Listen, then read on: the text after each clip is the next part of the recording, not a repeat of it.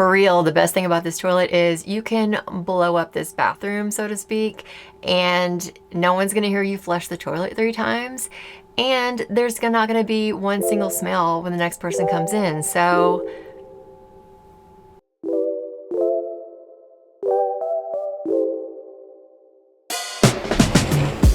Oh, hey guys!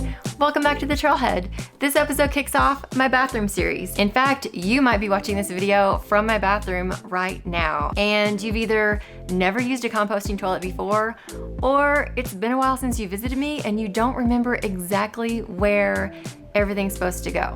Don't panic. I'm gonna show you what to do, whether you're going number 1, number 2, or something's gone horribly wrong. It happens. After that, I'm gonna show you how I clean my toilet, and I'm gonna answer the number 1 question people always ask me, which is, what do you do with your poop? It's awkward.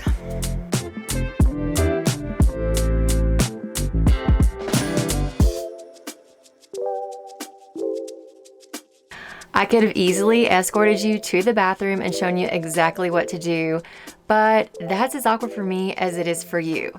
Not to mention, after I leave, you might panic and think, wait a minute, does this thing really not flush? Where did she tell me to put the toilet paper? Or, oh no, I pooped and I wasn't paying attention to that part of the directions because I decided I was not gonna poop in a composting toilet. In your confusion, you are then going to yell questions to me through my bathroom door, and I'm gonna hear that you're in distress, but I'm not gonna be able to tell exactly what the problem is. So you're really better off just bringing your phone into the bathroom with you so you can either text me what the problem is and I can try to help you, or you can just watch this video again. First things first, everybody sits to do their business on this toilet, even men. If you're a guy and you come in here and you decide, I'm sure it'll be fine if I stand to pee, it's too weird for me to sit on the toilet, it's gonna splash all over the bathroom and then you're gonna have to clean it up. Nobody wants that. So just sit and aim it where it's supposed to go and everything's gonna be fine.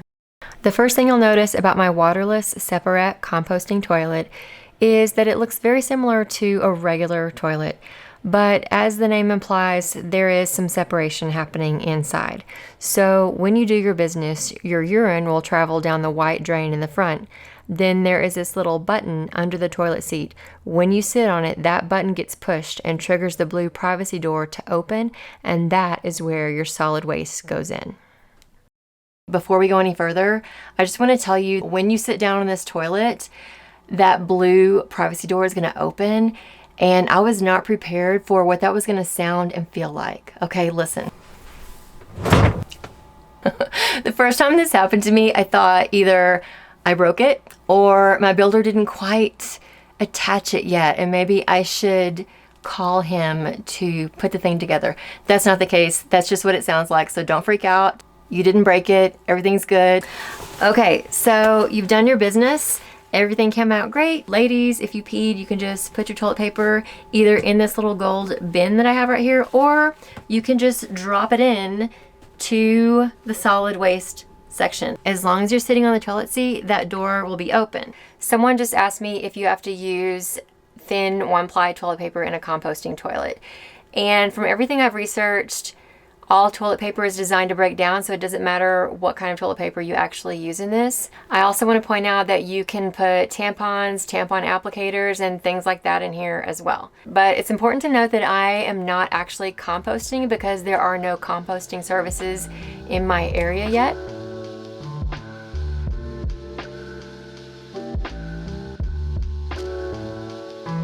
If all you did was pee, the only other thing I would ask you to do is to grab this little gold mug that I have and fill it with a little bit of water and just pour it down this white drain. That just prevents some of the buildup that could happen in the urine line.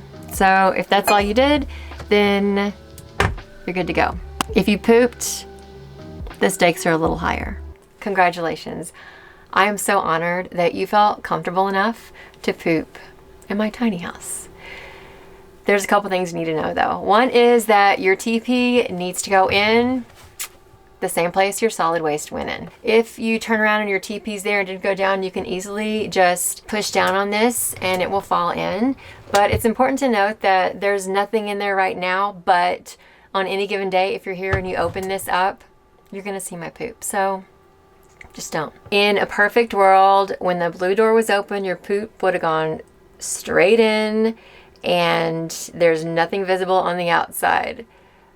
But poop is a very unpredictable thing. I don't know any nicer way to say this. You need to look back at it. If you see poop somewhere, you need to clean it up. I've got baby wipes that you can use on yourself and the toilet, or if you'd rather use a disinfecting wipe, you can also use one of these. If you poop rainbows like me, it might look something like this. Just imagine all of these glitter and rainbow pieces are poop. Grab a wipe and do the best that you can to get all of your rainbow poop. Use as many wipes as you need, push down on the seat and drop it in. I know this might be a little bit awkward for you, so I really appreciate you cleaning up after yourself before you leave.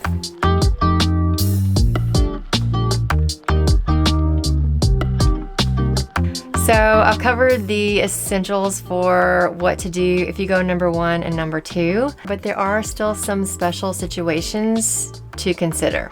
As I've mentioned, poop and pee can be very unpredictable. Sometimes we pee forward and sometimes we pee backwards. I'm not a doctor. I don't know why this happens, but it happens. When I first got this toilet, I noticed I was constantly having issues with my pee getting into the solid waste area. And I knew it because I could smell the toilet, and you're not supposed to smell the toilet. If you ever pick up a bad smell from this toilet, there's a good chance that whatever's in the solid waste bucket got wet.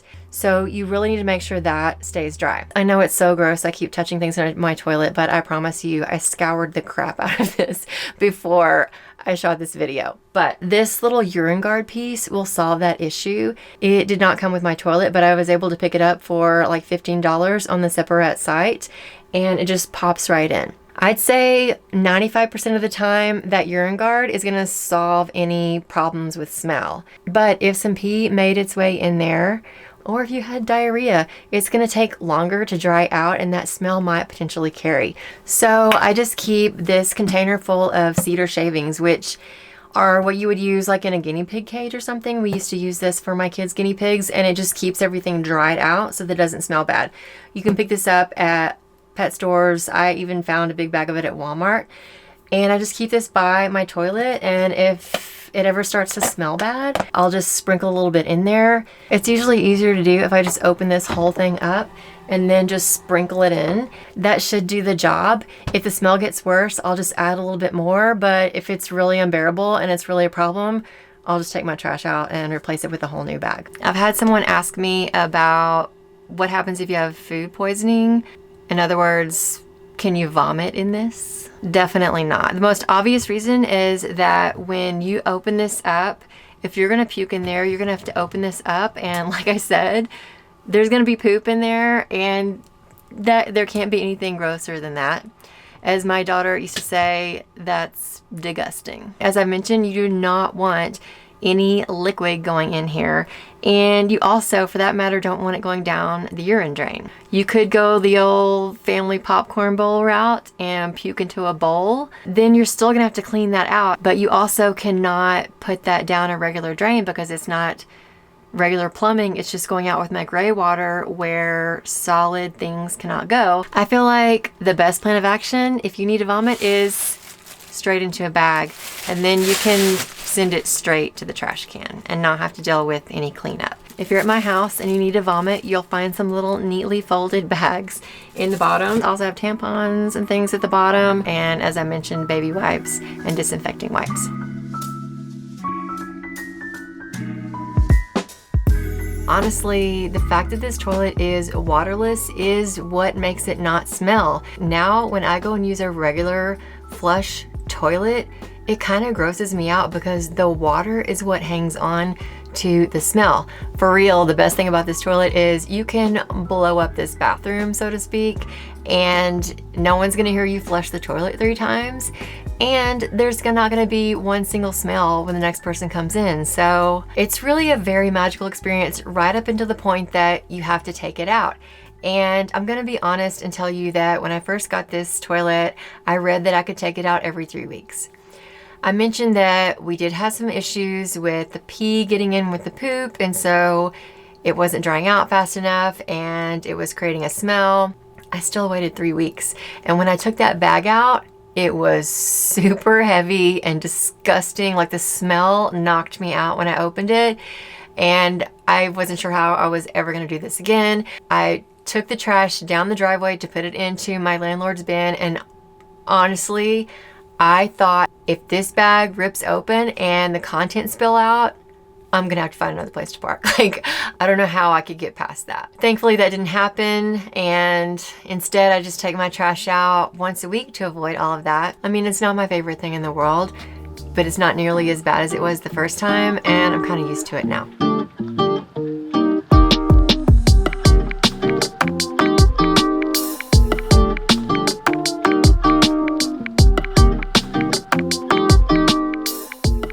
When I'm ready to take the trash out, I take the bag out and then I put it into a 30-gallon bag and put my kitchen trash in there as well. This saves me from having to take multiple trips to put all of my trash in my landlord's bin, but also it's just one more heavy-duty layer. In the event that anything were to puncture this bag, I would not want my solid waste coming out in my landlord's trash or in her container or anything like that. It might seem wasteful, but it's peace of mind, and it just makes the whole thing a little bit easier.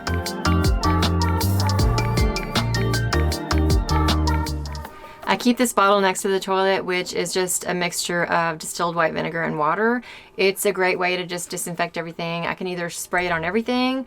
Mostly though, I'll just spray it down that urine diverter to help prevent any buildup there.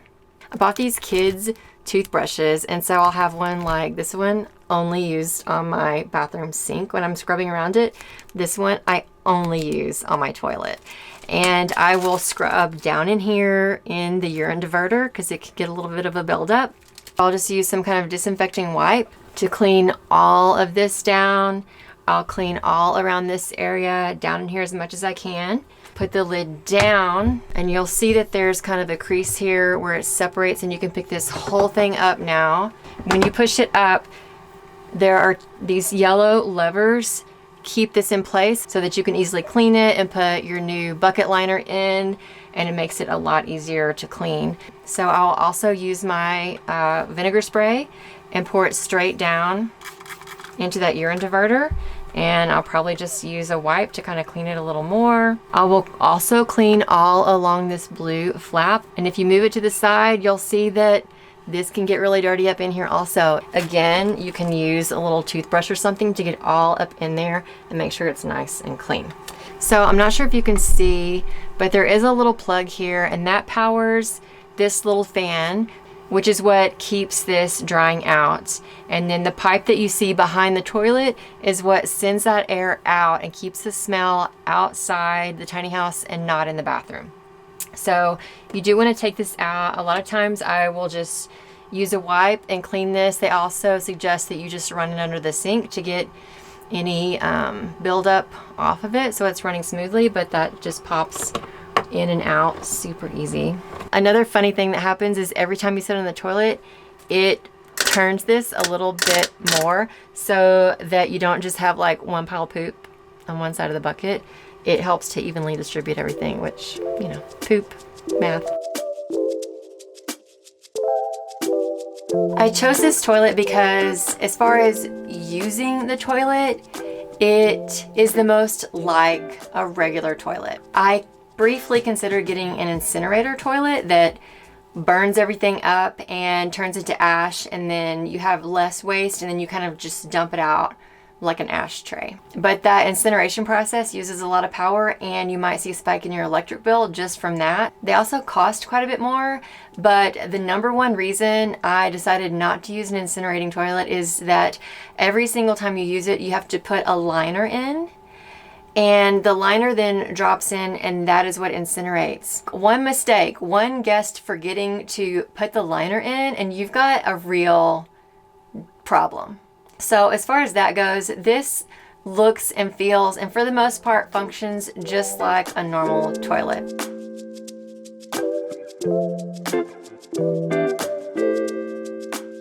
I believe our business is done here.